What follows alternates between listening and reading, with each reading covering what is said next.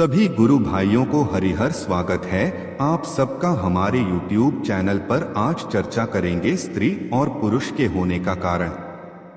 स्थूल शरीर के रूप में स्त्री या पुरुष होना ध्यान साधना में बड़ी बाधा भी है और अनिवार्य आवश्यकता भी है। नहीं समझते तो बाधा दिखती है, समझते हैं तो आवश्यक लगता है। लेकिन यदि इस मार्ग पर चलना है तो स्त्री और पुरुष का होने का अर्थ समझना होगा, क्योंकि यह केवल स्थूल शरीर का ही मामला नहीं है, बल्कि अगले 4 शरीरों तक इससे भ्रम पैदा होता रहता है। इसी से समझ में आता है कि प्रकृति किसी के साथ भेदभाव नहीं करती। लेकिन यह इतना बड़ा कथन एक छोटे से तर्क के सामने धराशायी हो जाता है कि फिर प्रकृति ने लिंग भेद क्यों किया है, नर और मादा का, स्त्री और पुरुष का भेद क्यों किया। यह बचकानी बात लग सकती है, लेकिन महिलाओं के लिए यह बहुत कही पीड़ा भी है। पीड़ित होने पर स्त्रियां अपने इष्ट या प्रकृति से यही शिकायत करती हैं कि उन्हें स्त्री क्यों बनाया। एक गायिका ने तो महिला होने के कारण बार बार छले जाने पर एक गीत ही बना दिया कि अगले जन्म मोहे बिटिया न कीजो। भारत में यह गीत सबकी जुबान पर है। विचारक इस प्रश्न का बड़ा सहज सा उत्तर दे देते हैं कि सृजन और प्रजनन के लिए नर और मादा होना आवश्यक है। यह व्यवस्था है, भेद नहीं है। व्यवस्था हो, भेद हो या न हो, लेकिन इसका एक स्याह पहलू है कि इसे सही से न समझे जाने के कारण सभी समाजों, सभी संप्रदायों, सभी देशों में महिलाओं का दमन और शोषण हुआ है। जबकि लड़की होने के लिए पुरुष ही जिम्मेदार होते हैं, महिलाएं नहीं। वैज्ञानिक तथ्य है कि मानव शरीर में 23 जोड़ी गुणसूत्र होते हैं। इनमें 22 जोड़ी गुणसूत्र नर व मादा पुरुष में समान ही होते हैं। 23वें जोड़ी गुणसूत्र में भिन्नता रहती है। मादा के अंडाणु में यह 23वां गुणसूत्र सदैव X ही रहता है, लेकिन के शुक्राणु में यह X और Y कुछ भी हो सकता है।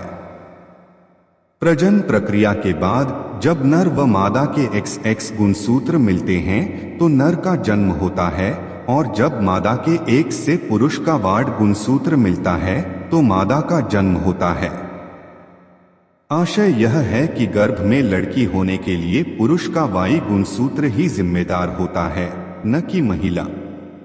लेकिन अज्ञानतावश माना उल्टा ही जाता है। लड़की होने के लिए महिलाओं को ही जिम्मेदार ठहराया जाता है।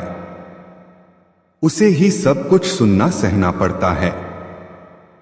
प्रथम दृष्टया यह दिखता है, लेकिन जब इसे गहराई से देखा जाता है, सनातनी दृष्टि से देखा जाता है और जीवन के शरीरों का अध्ययन किया जाता है, प्रकृति और व्यवस्था को समझा जाता है, तब पता चलता है कि लिंग भेद है कि नहीं। तब समझ में आता है हर पुरुष में स्त्री है, हर स्त्री में पुरुष है। कोई भी न तो पूर्ण स्त्री है, न कोई पूर्ण पुरुष है। समयांतराल पर प्रत्येक पुरुष स्त्री हो जाता है, प्रत्येक स्त्री पुरुष हो जाती है। केवल भौतिक यानी स्थूल शरीर में यह बदलाव नहीं दिखता, अन्यथा पूरा सोच विचार, भाव, स्वभाव सब बदल जाते हैं। यह बदलाव ही समाज में व्यवस्था का आधार है। स्त्री और पुरुष इसी परिवर्तन के कारण एक दूसरे से जुड़ते हैं, एक दूसरे की तरफ आकर्षित होते हैं। सृजन और प्रजनन ही नहीं, जागृति भी इसी परिवर्तन के कारण होती है। यदि यह परिवर्तन न हो तो स्त्री और पुरुष दोनों कभी मिल ही नहीं सकते, किसी भी क्षण एक नहीं हो सकते, क्योंकि जीवन में मूलाधार चक्र से लेकर अनाहत चक्र तक दोनों की मूल प्रवृत्तियां एक दूसरे के विपरीत हैं। और यहीं तक जीवन में भी स्त्री पुरुष का भेद है। इसके अगले चक्र विशुद्धि चक्र आत्म शरीर में यह भेद समाप्त हो जाता है। वहां न वह स्त्री होती है, न पुरुष। यही जीवन का स्वत्व है। यदि पिछले 4 चक्रों में स्त्री का पुरुष में, पुरुष का स्त्री में परिवर्तन न हो तो उनकी विपरीत मूल प्रवृत्तियों न स्त्री को कहीं पहुंचने देंगी न पुरुष को। वे अधूरे पुरुष अधूरी स्त्री के रूप में अधूरे ही मृत्यु को पा जाएंगे। दोनों में से किसी एक की भी जीवन जागृति यात्रा ही आरंभ नहीं होगी। ध्यान साधना, समाधि, मोक्ष, निर्वाण तो बहुत दूर की बात है, जबकि जागृति यात्रा नियति है, यह होना ही है।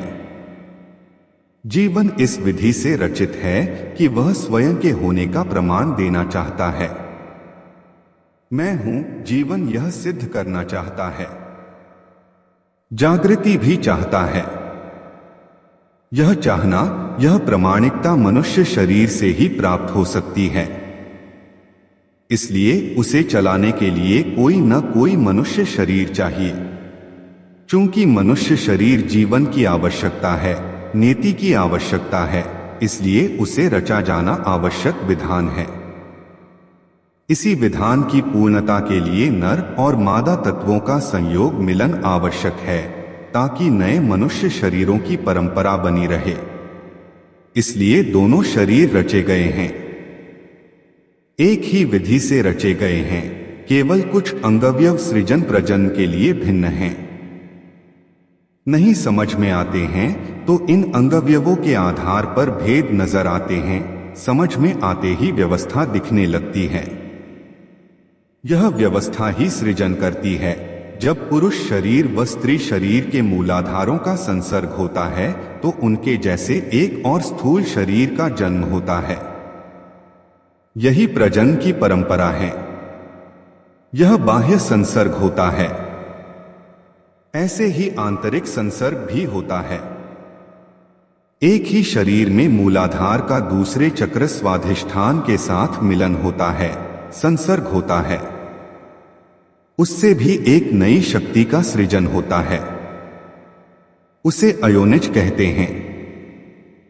बहुत सारे संत महात्मा जनहित के लिए इन शक्तियों को उत्पन्न करते रहे हैं। जीवन के उपरोक्त 4 चक्रों शरीरों तक ही स्त्री पुरुष का भेद है। इसके बाद 5वें चक्र विशुद्धि चक्रात्म शरीर में न स्त्री बचता है न पुरुष बचता है। वह केवल शुद्ध बुद्ध जीवन है। वहीं तक भोगवासना, ईर्ष्याद्वेष, चाहनाएं, कल्पनाएं और उन पर आधारित सांसारिक कार्यक्रम हैं।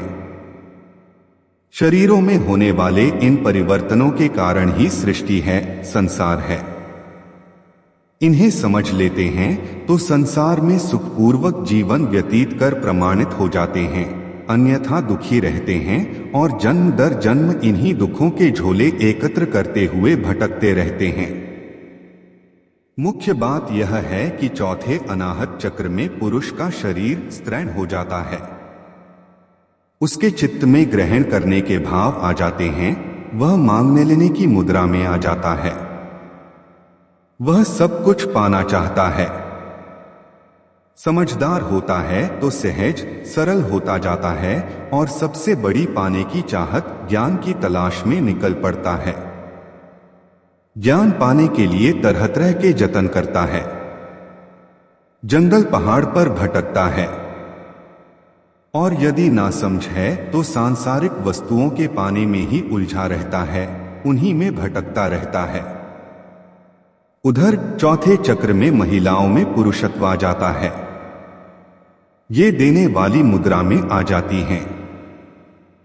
उनमें सब कुछ न्योछावर करने, सब कुछ समर्पित कर देने का भाव आ जाता है। इसलिए स्त्रियां सन्यासी नहीं बनती, सेवक बनती हैं। तपस्वी नहीं बनती, भक्त बनती हैं।